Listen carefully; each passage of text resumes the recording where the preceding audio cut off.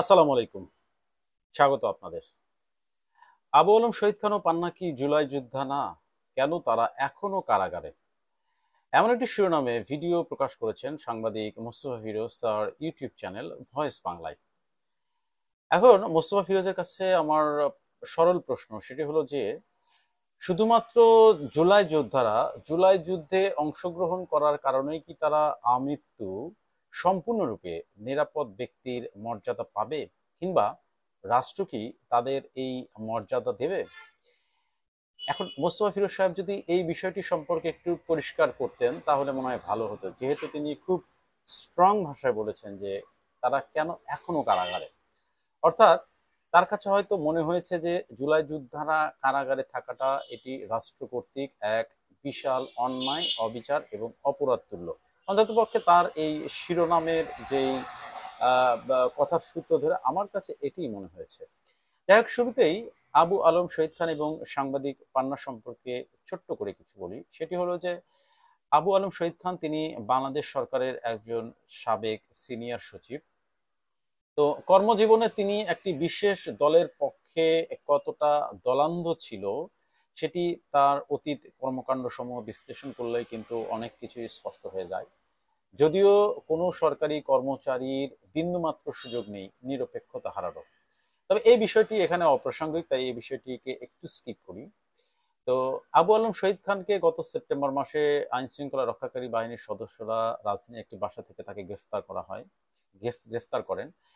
তো গ্রেফতারের পর যেটি জানা যায় যে মূলত বাংলাদেশে কার্যক্রম নিষিদ্ধ একটি রাজনৈতিক দলের পক্ষে ঝটিকা মিছিলে তিনি যুক্ত ছিলেন, এমন একটি অভিযোগ তার বিরুদ্ধে আনয়ন করা হয়। এছাড়াও আরেকটি অত্যন্ত স্পর্শকাতর অভিযোগ তার বিরুদ্ধে আনা হয়, সেটি হচ্ছে যে যে তিনি এবং অন্যরা মিলে মঞ্চ ৭১ নামে একটি সংগঠনের ব্যানারে বাংলাদেশের স্বাধীনতা সংগ্রামের ইতিহাস বিকৃতি এবং ষড়যন্ত্রের একদম একটি স্পর্শকাতর অভিযোগ তার বিরুদ্ধে আনয়ন করা হয়, এবং যার প্রেক্ষিতেও কিন্তু তাকে গ্রেফতার করা হয়। এখন বাংলাদেশের স্বাধীনতা সংগ্রামের ইতিহাস বিকৃতির যে কথাটা এখানে উঠে এসেছে, বাংলাদেশের স্বাধীনতার সংগ্রামের ইতিহাস কতটা বিকৃত হয়েছে বা কিভাবে বিকৃত হয়েছে, সাংবাদিক হিসেবে জনাব মোস্তফা ফিরোজ সাহেব এটি অত্যন্ত ভালো করে জানেন। তো এখন সেই বিষয়টি হয়তো বা জনাব মোস্তফা ফিরোজ তার বয়সের কারণে এটি ভুলে যেতে পারেন।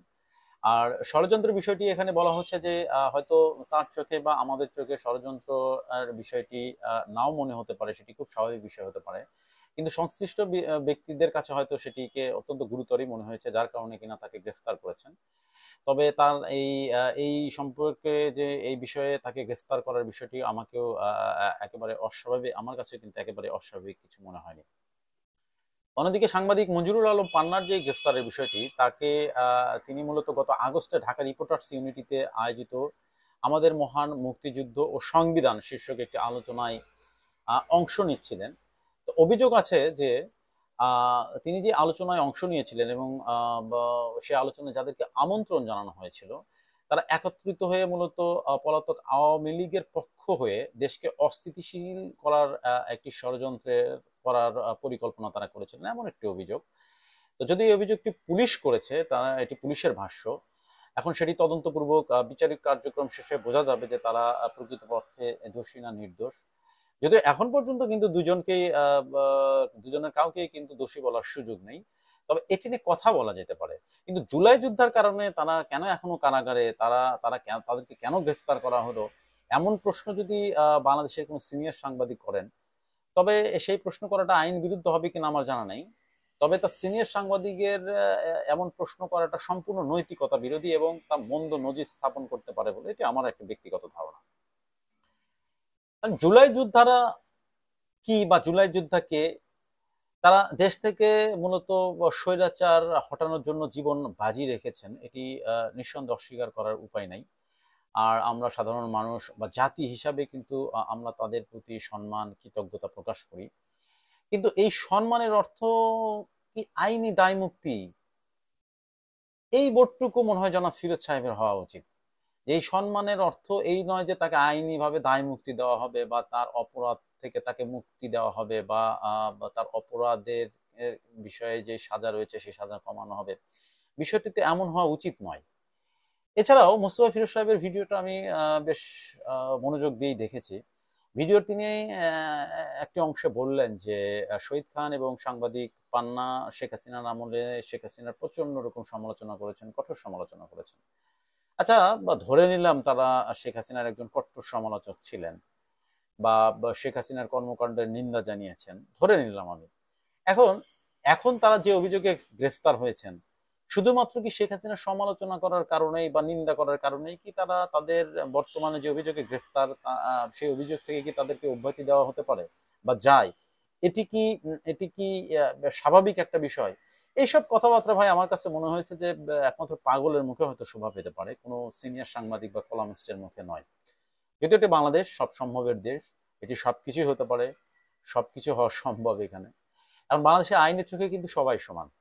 সংবিধানে এটি স্পষ্টভাবে উল্লেখ রয়েছে যে সকল নাগরিক আইনের দৃষ্টিতে সমান এবং আইনের সমান আশ্রয় লাভের অধিকারী।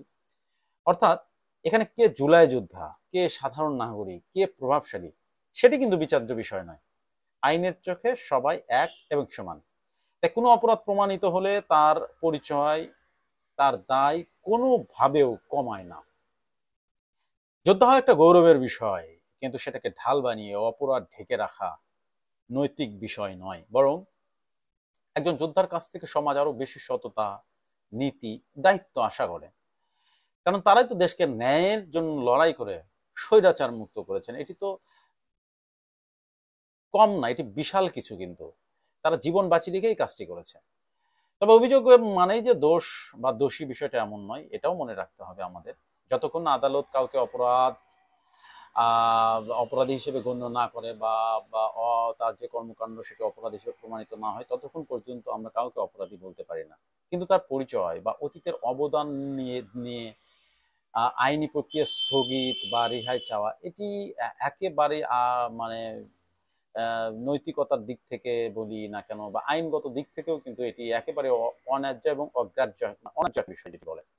কারণ জুলাই আমাদের জাতির শ্রদ্ধার প্রতীক, কিন্তু ন্যায় বিচারের ক্ষেত্রে সম্মান কিন্তু আলাদা বিষয় এবং দায়বদ্ধতাও আলাদা বিষয়। অতএব তাদের অপরাধ করলে জবাবদিহি করতে হবে, এটি তো স্বাভাবিক এবং এটি হওয়া উচিত। এবং এটি কিন্তু স্বাধীনতার প্রকৃত চেতনা। জুলাই যোদ্ধারা বা জুলাই যুদ্ধকর সেই ব্যানারটা সামনে নিয়ে তারা যা ইচ্ছা তাই করবে, বিষয়টা আমার কাছে অন্তত পক্ষে সঠিক মনে হয়নি। তাই অপরাধী অপরাধী, যদি তিনি অপরাধ করে থাকেন, তিনি জুলাই যোদ্ধা কিনা কিংবা সমাজে বা রাষ্ট্রের বিশেষ ব্যক্তি কিনা, এই বিষয়গুলো একেবারে অপ্রাসঙ্গিক। এই বিষয়গুলো আমাদের মনে হয় এড়িয়ে যাওয়াই ভালো। আমরা যারা অপরাধী তারা শাস্তি পাক, যারা নিরপরাধ ব্যক্তি তারা মুক্তি পাক, এই প্রত্যাশা কিন্তু আমাদের সবারই। ধন্যবাদ, সবাই ভালো থাকবেন।